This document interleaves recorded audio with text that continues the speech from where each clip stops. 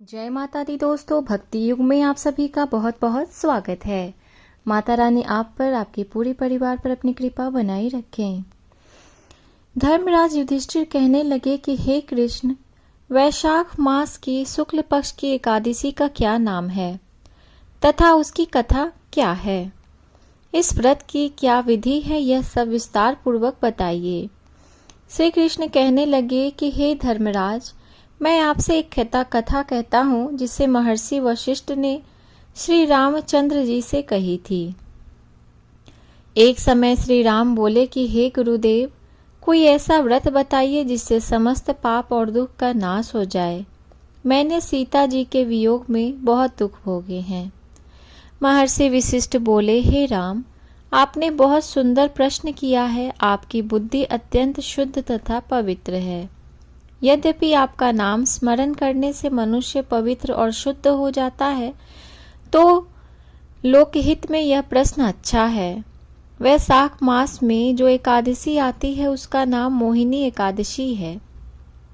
इसका व्रत करने से मनुष्य सब पापों तथा दुखों से छूटकर मोह जाल से मुक्त हो जाता है।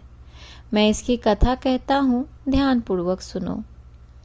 सरस्वती नदी के तट पर भद्रावती नाम की एक नगरी में धतुमान नामक चंद्रवंशी राजा राज करता था। वहां धन धान्य से संपन्न और पुण्यवान धनपाल नामक वैश्य भी रहता था। वह अत्यंत धर्मालु और विष्णु भक्त था। उसने नगर में अनेक भोजनालय, प्याऊ, कुएं, सरोवर, धर्मशाला आदि बनवाए हुए थे।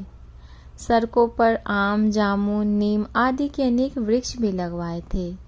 उसके 5 पुत्र थे, शुम्ना, सद्बुद्धि, मेधावी, सुकृति और धृष्टबुद्धि। इनमें से 5वां पुत्र धृष्टबुद्धि महापापी था। वह पितर आदि को नहीं मानता था। वह वैश्य दुराचारी मनुष्यों की संगति में रहकर जुआ खेलता और पर स्त्री के साथ भोग विलास करता तथा मद्य मांस का सेवन करता था। इसी प्रकार अनेक कुकर्मों से वह पिता के धन को नष्ट करता रहता था। इन्हीं कारणों से त्रस्त होकर पिता ने उसे घर से निकाल दिया था। घर से बाहर निकलने के बाद वह अपने गहने कपड़े बेचकर अपना निर्वाह करने लगा। जब सब कुछ नष्ट हो गया तो वैश्य और दुराचारी साथियों ने उसका साथ छोड़ दिया। अब वह भूख प्यास से अति दुखी रहने लगा। कोई सहारा न देख चोरी करना सीख गया। एक बार वह पकड़ा गया तो वैश्या का पुत्र जानकर चेतावनी देकर छोड़ दिया गया, मगर दूसरी बार फिर पकड़ में आ गया। राजाज्ञा से इस बार उसे कारागार में डाल दिया गया। कारागार में उसे अत्यंत दुख दिए गए। बाद में राजा ने उसे नगरी से निकाल जाने के लिए कहा। वह नगरी से निकल वन में चला गया। वहां वन्य पशु पक्षियों को मार कर खाने लगा। कुछ समय पश्चात वह बहेलिया बन गया और धनुष बाण लेकर पशु पक्षियों को मार मार कर खाने लगा। एक दिन भूख प्यास से व्यथित होकर वह खाने की तलाश में घूमता हुआ कौंडल्य ऋषि के आश्रम में पहुंच गया। उस समय वैशाख मास था और ऋषि गंगा स्नान करके आ रहे थे।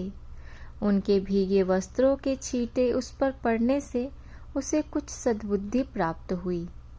वह कौंडिल्य मुनि से हाथ जोड़कर कहने लगा कि हे मुनि, मैंने जीवन में बहुत पाप किए हैं। आप इन पापों से छूटने का कोई साधारण बिना धन का उपाय बताइए।